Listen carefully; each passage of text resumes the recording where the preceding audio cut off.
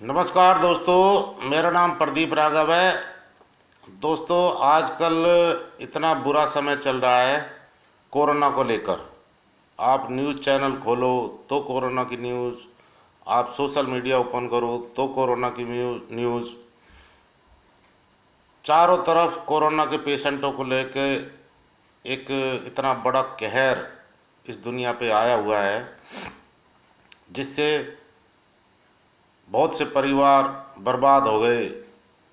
बेरोज़गारी इस कदर पर खड़ी हो गई आकर के, और आगे आगे मुझे तो ये लगता है कि भुखमरी का भी समय आप देखने को मिलेगा आपको। अब इतनी सारी मौतें क्यों हो रही हैं? क्या इसके पीछे कारण है? क्या कोरोना को ये लोग बाग पहचान पाए हैं या नहीं पहचान पाए? तो उसके बारे में ये मैं वीडियो बना रहा हूँ। और दोस्तों, इस वीडियो को पूरा देखना, और अच्छी लगे तो लाइक शेयर सब्सक्राइब ज़रूर करना, ताकि यह ज़रूरतमंदों तक ये वीडियो पहुंच जाए। मैं कोशिश कर रहा हूँ कोरोना के ऊपर कुछ बातें प्रकाश में लाने की, ताकि आपको इससे कुछ मदद मिल सके, ऐसा मैं उम्मीद करता हूँ। दोस्तों, आजकल सबसे पहले तो यह है कि इतनी सारी मौतें हो क्यों रही हैं? क्या ये कोरोना की वजह से हो रही हैं? क्या ये 5G की वजह से हो रही है? ठीक है, एक बीमारी आई और बीमारी लोगों को जकड़ गई, उसके बाद क्या हाल क्या रहा? एक मेरे दोस्तों, सबसे बड़ी मौतों का कारण है व्यवस्था की कमी का होना। हमारे देश में व्यवस्था की इतनी कमी हुई, ऑक्सीजन का अचानक से डिमांड का बढ़ जाना, पेशेंटों का इजाफा हो जाना, और उसके बाद डॉक्टरों की कमी का हो जाना, मेडिकल स्टाफ की कमी का हो जाना, ऑक्सीजन ट्रांसपोर्ट की कमी का हो जाना, समय पर आईसीयू बेड का ना मिलना, समय पर कोरोना टेस्ट का ना होना, समय पर कोरोना पेशेंट को ट्रीटमेंट ना मिलना, वैक्सीन का समय पर ना पहुंचना। तो ये सब चीज़ें हैं मौतों का कारण, कि व्यवस्था की कहीं ना कहीं कमी रही है। तो साथियों, आप 1 या 2 महीने तक आप ये समय निकाल लें कैसे ना कैसे करके। उसके बाद देश विदेशों से भी अब ऑक्सीजन की कमी पूरी की जा रही है। अपने इंडिया में भी ऑक्सीजन प्लांट्स लगाए जा रहे हैं। एनसीआर क्षेत्र में नए 5 प्लांट लगाए जा रहे हैं, और हमारे इंडिया के अंदर में जो ऑलरेडी प्लांट्स हैं उनकी खपत को बढ़ाना। तो ये सब व्यवस्थाएं को पूरा करने में कुछ समय लगता है, और 1-2 महीने में उम्मीद करता हूँ ये व्यवस्था जो कमी रही उनकी पूर्ति कर पाए गवर्नमेंट। साथियों, कोरोना के पेशेंटों में अगर शुगर पेशेंट भी हैं, उनको तो ये मैं बात बता दूं कि कोरोना है क्या और ये वैक्सीन क्या है। कोरोना सबको पता है एक वायरस है। अब दोस्तों, तलवार का वार रोकने के लिए तलवार की ज़रूरत पड़ती है, और बंदूक की गोली का वार रोकने के लिए बुलेट प्रूफ की ज़रूरत पड़ती है। साथियों, ये मान के चलो कि जब कोरोना हमारे नाक और मुंह के ये 2 एंट्रियों से जब प्रवेश करता है हमारी बॉडी के अंदर में, आप एक उदाहरण के तौर पे मैं बता रहा हूँ, अगर वो 1 सेकंड के अंदर 100 अणु पैदा करता है, तो वैक्सीन लगवाने के बाद 1 सेकंड में 1000 अणु पैदा होंगे। यानी कि लड़ने की क्षमता इस वैक्सीन के बाद में आपकी बॉडी में बढ़ जाएगा, तो वो कोरोना से लड़ पाएगा और कोरोना के जो ये वायरस है उसको ख़त्म कर पाएगा। जैसा कि हम बारिश के दिनों में देखते हैं कि हम चलते हैं और कीचड़ में हम फिसल जाते हैं, तो उसी तरीके से एक आपके घर में सरसों का तेल हो, तिल का तेल हो, या पतंजलि का अणु तेल हो, उसको दो दो तीन तीन बूंद नाक में दोनों में डाल करके और एक सरसों के तेल का 1 चम्मच डाल लो मुँह में और उसका कुल्ला करके आप उसको थूक दो। तो कहने का मतलब ये है, जब कोरोना को पकड़ने की दीवार ही नहीं मिलेगी तो वो चल ही नहीं पाएगा। यानी कि वो थोड़े दिन अगर इसमें एंट्री करी, नाक में और मुंह में एंट्री करी, तो वो फिसल फिसल के मर जाएगा। यानी कि वो गले तक नहीं आएगा। गले में आने के बाद वो फेफड़ों को जकड़ता है। और वो काम कैसे करता है हमारे फेफड़ों में, ये चीज़ मैंने बहुत सारी वीडियो देख करके मेरे को जो अंदाज़ा लगा कि वो जब फेफड़ों में जाता है तो उसको मीठा, जहाँ जहाँ मीठा हुआ, यानी कि शुगर पेशेंटों के अंदर ये ज़्यादा इफेक्टिव होगा। यानी कि वो 1 सेकंड में 1000 अणु पैदा करेगा अपने, ठीक है ना। तो शुगर पेशेंट तो बिल्कुल इस वीडियो को सुनने के बाद सावधान हो जाए और अपने भोजन के अंदर जिसमें भी शुगर ज़्यादा है उस भोजन को बिल्कुल त्याग कर दें। खाना वही खाएं जो आप जल्दी से हजम कर पाएँ और टाइम पर अपना योगा करें, सुबह शाम मॉर्निंग इवनिंग वॉक करें और सिर्फ वही खाना खाएं, शुगर ना हो, और वही खाना खाएं जो जल्दी से हजम हो जाए आपको शरीर में। तो ये कुछ कारण हैं। हेल्दी फूड खाएं, अनहेल्दी फूड ना खाएं, मिर्च मसाले वाले खानों को अवॉइड करें, चिकने जो ज़्यादा हैं ऑयली खाना है उनको अवॉइड करें, ठीक है ना। ये वैक्सीन है ना, जो पहले का आपने देखा हुआ है, एक एड्स का एड आता था टीवी पर कि एड्स तो घातक बीमारी है, और उसके बाद में दूसरा ऐड चला कि यह छूने से नहीं फैलता, यह टच करने से नहीं फैलता, आप एड्स वाले पेशेंट से घृणा ना करें।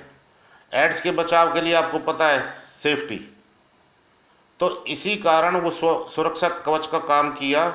और ये जो वैक्सीन है ये हमारे बॉडी के अंदर एंटीबॉडी बनाने के बाद में एक सुरक्षा कवच हमारी बॉडी का तैयार हो जाता है खाकर, ठीक है ना। तो आप वैक्सीन से ना डरें, वैक्सीन जरूर लगवाएं और अपने आस पड़ोस में जो लोग डर रहे हैं उनकी घबराहट को दूर करें, किसी से घृणा ना करें, आप उनको ले जाओ, उनकी मदद जो भी हो सके उनको वैक्सीनेशन सेंटर तक पहुंचाओ। किसी भाई को नेट चलाना नहीं आता हो तो उसकी वैसे मदद करें, रजिस्ट्रेशन करवाने में मदद करें और अपने इलाके के पार्षद विधायकों से संपर्क करके वैक्सीनेशन के कैंप लगवाएं ज़्यादा से ज़्यादा। और सैनिटाइज़र, अपनी कॉलोनी को सैनिटाइज करो, अपने घरों को सैनिटाइज रखो, अपनी बॉडी को सैनिटाइज करके रखो। ये ही कुछ सुरक्षा कवच है, इनको आप फॉलो करते रहो जिससे कि आपका कोरोना से बहुत ज़्यादा बचाव बढ़ जाएगा और कोरोना का डर ख़त्म हो जाएगा आपके अंदर से। तो बस ये 1-2 महीने आप कैसे न कैसे निकालो, सेफ्टी के साथ सुरक्षित रहो, अपने आसपास में स्वच्छता रखें, ठीक है ना। और बीड़ी सिगरेट शराब का सेवन ना करें बिल्कुल भी, क्योंकि जिनको दमे की बीमारियां हैं वो लोग भी बहुत ज़्यादा इसकी जकड़ में आ रहे हैं, क्योंकि ये सीधा सीधा फेफड़ों को अटैक कर रहा है, गले को अटैक कर रहा है। और आप जो भी दवाइयाँ ले रहे हैं वो बुखार में पैरास्टामोल और खांसी की दवाइयाँ हैं, दमे की बीमारियाँ हैं, ये सिर्फ वही एंटीबायोटिक दी जा रही है और इसके अलावा कुछ नहीं दी जा रही। इन चीज़ों को आप अब देखो, जो मॉर्निंग वॉक इवनिंग वॉक करता है तो उसको क्या मिलता है, नेचुरल ऑक्सीजन। नेचुरल ऑक्सीजन जो अभी ले लेगा चलता फिरता जिसका शरीर है, तो उसको आर्टिफिशियल ऑक्सीजन की ज़रूरत ही नहीं पड़ेगी। आप लंबे लंबे गहरे सांस लें योगा के अंदर ज़्यादा से ज़्यादा, जिसको बोलते हैं अनुलोम विलोम, उस योगा को ज़्यादा से ज़्यादा करें। सुबह निकलें, आप छत पे बैठ जाएं, ना निकल पाएँ तो घर में छत पे बैठ के योगा करें, लंबी लंबी गहरी ऑक्सीजन लें और कुछ देर तक उनको रोकने का भी प्रयास करें अपनी बॉडी के अंदर में, ताकि वो ऑक्सीजन आपकी बॉडी के अंदर रुक पाए और पूरा दिन आप एनर्जेटिक, आप भरपूर रहे एनर्जी से। आप फील करेंगे कि आप स्वस्थ हैं, एनर्जी आपके बॉडी के अंदर। आप सुबह सुबह ये चीज़ें फॉलो करें तो आपको अच्छा लगेगा। दूसरा दोस्तों, हंसते रहो, हंसाते रहो, खुश रहो, खुश रखो दूसरों को भी, जो भी आपके संपर्क में। फ़ोन करके एक दूसरे का हाल चाल लेते रहो, मन को खुश रखो। किसी का डांस करने का मन है डांस करें, जोक सुनाने का मन है जोक सुनाएं, घर में बच्चों के साथ कुछ भी गेम खेलें। तो आप अपने आप को खुश रखो, मस्त रहो मस्ती में। ठीक है ना। खुश रहोगे तो ये टेंशन आपके नज़दीक नहीं झांकेगी। ज़्यादा टेंशन लोगे तो आप बीमारी की चपेट में जल्दी आने की आशंका बढ़ जाएगी आपको, ठीक है ना। तो ये सब चीज़ें हैं जो मैंने इसमें बताने की कोशिश करी है। इस वीडियो को पूरा देखना और इसके बाद में आप क्या नाम है, और भी मेरी ये वीडियो इसके अंदर ऐड की है मैंने, जो मेरे को अच्छी है और आपके लिए भी अच्छी रहेंगी, तो उनको भी आप सारी वीडियो को देखना आप। तो बस यही मेरे को कहना था। ये कुछ नहीं है, ये ना कोई दवाई है, वैक्सीन ना दवाई नहीं है, ये भी एक वायरस है जो बॉडी के अंदर एंटीबॉडी बनाने में, यानी कि उससे लड़ने की क्षमता को बढ़ा देगा ये आपकी बॉडी के अंदर। तो आप ये वैक्सीन से बिल्कुल ना डरें, ना घबराएं, ना किसी को जो घबरा रहा है उसका ये डर निकालें मन से। वैक्सीनेशन सेंटर पर जाइए और वैक्सीन ज़रूर लगवाएं, अपने परिवार को भी लगवाएं। और कुछ महीने में, अभी जैसे मई का महीना है, मई जून जुलाई अगस्त तक शायद हो सकता है। अभी तो 18+ वालों की चल रही है वैक्सीनेशन। स्टार्टिंग में तो मेडिकल स्टाफ, कोरोना वॉरियंटियर्स की थी, पुलिस वाले हैं, सफाई कर्मचारी है, डॉक्टर्स हैं, मेडिकल स्टाफ था, तो इन सब के लिए था। फिर सीनियर सिटीजन का आया, अब 18+ का आ गया। उससे पहले फिर 45+ आया था, फिर अब 18+ आ गया। अब 18- भी आ जाएगा, अगस्त के महीने तक आ जाएगा ये। और ये 1-2 महीने जैसे ही निकलेंगे ना आपके, तो आप ये देखना कि आपके शहर में ऑक्सीजन की भरपूर मात्रा में स्टॉक होगा, भरपूर मात्रा में वैक्सीनेशन होगा, भरपूर मात्रा में चेकअप्स होंगे। तो ये चीज़ें आप ध्यान में रखते हुए इस कोरोना के युद्ध की लड़ाई को आप जीत सकते हो। आप मेरी बात को मानो और अपनी ज़िंदगी में और लाइफ में अप्लाई करो। आप देखना आपको बहुत फ़ायदा मिलेगा। दूसरे का डर भी निकालो, अपना मन का पहले निकालो, जब भी आप दूसरे के लिए। और दूसरी बात है माइंड, इसको स्ट्रॉन्ग रखो। आप अपने माइंड को ना स्ट्रॉन्ग रखो, खाम की अफवाहों पे ध्यान ना दो। जितने भी अफवाह वाले वीडियो आ रहे हैं ना, इनको अगर लग रहा ना अफवाह वाला है, उसी टाइम डिलीट मारो। और दिमाग से भी डिलीट मारो, मोबाइल से डिलीट मारने के बाद अपने दिमाग से डिलीट मारो, ठीक है ना। डिलीट मारने के बाद में ये होगा अपने दिमाग को कहीं और लगाओ, ठीक है ना। तो जो भी काम आपको अच्छा लगे वो आप करते रहो, खुश रहो, सुखी रहो। ये वीडियो अगर अच्छा लगे लाइक शेयर सब्सक्राइब करना ना भूलिएगा, औरों तक पहुंचाने की कोशिश करें और वैक्सीनेशन जरूर लगवाएं। बार बार मैं आपको यही बोल रहा हूँ, ठीक है ना। घबराए नहीं, बिल्कुल सुरक्षा कवच के साथ आप इस लड़ाई को सुरक्षा कवच बनाओ इस बॉडी को। और सुरक्षा कवच एक ही है, ओनली वैक्सीनेशन।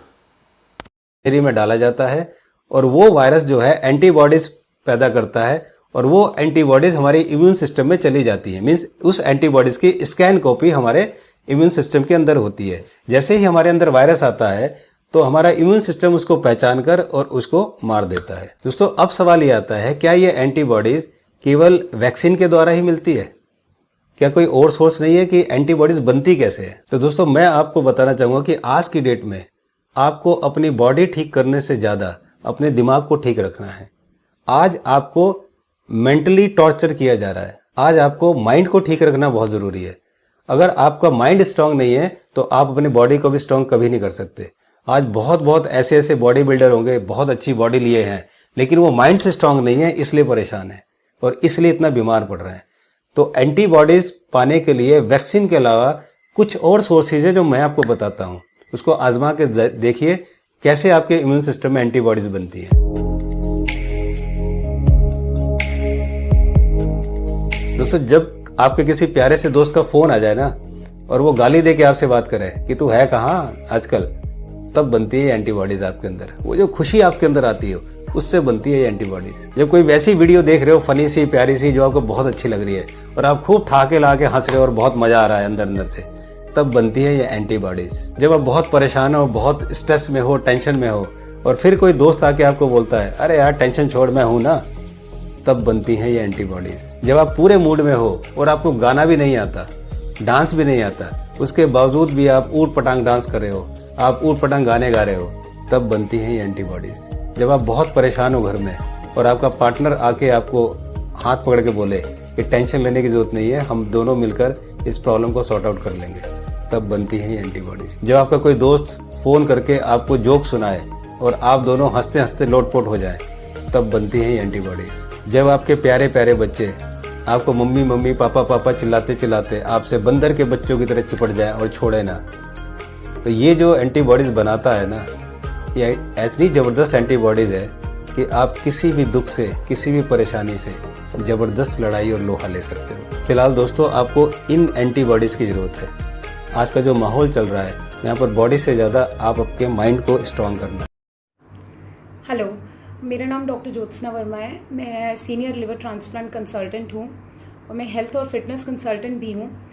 इस वीडियो के थ्रू मैं आपको कुछ चीज़ कोविड-19 से रिलेटेड बताना चाहती हूँ, जो मेरे पेशेंट्स के लिए बहुत हेल्पफुल रही है, और मैं चाहती हूँ कि आप भी इसको अपने रूटीन, अपने शेड्यूल में लाएं।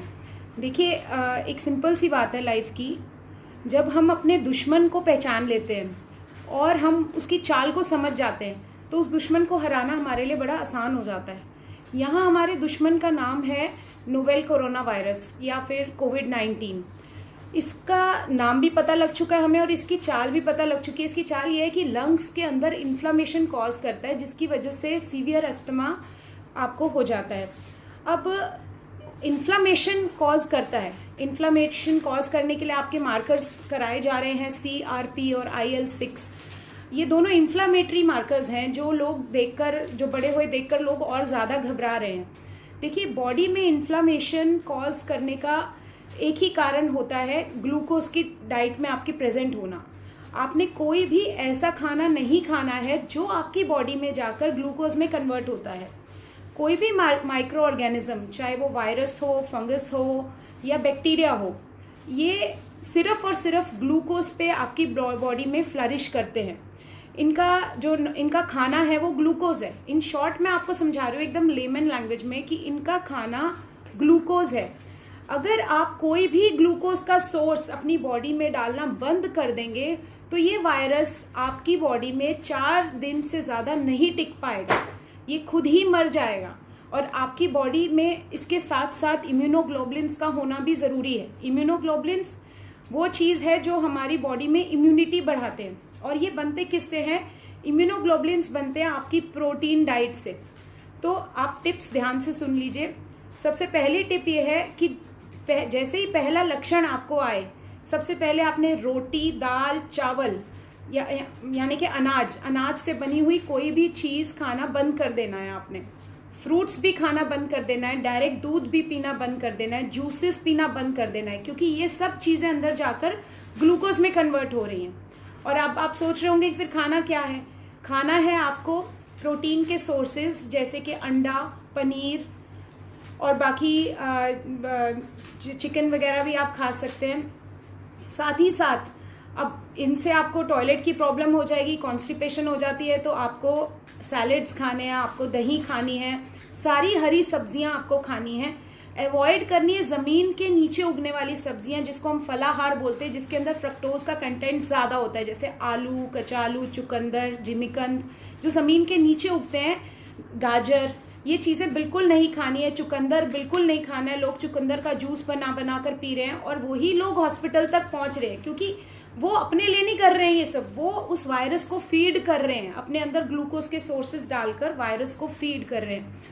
तो आप प्लीज़ इन सभी टिप्स को फॉलो कीजिए। साथ ही साथ पानी अच्छा पीजिए, घर में एक्सरसाइज ज़रूर कीजिए, जिससे आपकी लंग्स का काम बढ़ेगा। आपको खांसी आएगी, बट वो खांसी का फ़ायदा ये होगा, उसी बहाने आपकी बलगम भी बाहर निकलेगी।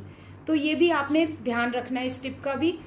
और स्टीम इनहेलेशन सबसे ज़्यादा ज़रूरी है। कम से कम 6 to 7 times in a day, हर 2 घंटे में आपने स्टीम इनहेलेशन करनी है, ताकि आपकी बलगम और ज़्यादा घुले, मतलब आप जल्दी से जल्दी उसको बाहर निकालें।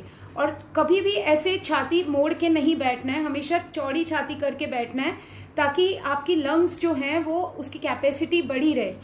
और उम्मीद करती हूँ आप इन सब चीज़ों को फॉलो करेंगे। डेफिनेटली 4 से 5 दिन की लड़ाई होगी, बीच में 24 से 48 घंटे थोड़े मुश्किल लगेगा, हॉस्पिटल जाएं, लेकिन वो अगर आपने निकाल दिए तो आपको कुछ नहीं होगा, मैं गारंटी देती हूँ इस बात की। और इस तरीके से मैंने कई पेशेंट्स को ठीक किया है, और मेरा खुद का रियल ब्रदर भी उसमें से एक है, और मेरे कई पेशेंट्स हैं जिन्होंने मेरी टिप्स को फॉलो किया है। और बड़ी लॉजिकल टिप्स हैं कि आपको अपने दुश्मन का खाना नहीं देना है, दैट्स इट। एक सिंपल सा फॉर्मूला है, उसको उसका खाना नहीं देना है और अपने अंदर उससे लड़ाई करने के लिए हथियार पैदा करने हैं, जिसके लिए प्रोटीन आपकी बॉडी में होना बहुत ज़रूरी है, बहुत ज़्यादा ज़रूरी है। Thank you. उम्मीद करती हूँ आप लोग जल्दी से ठीक होंगे।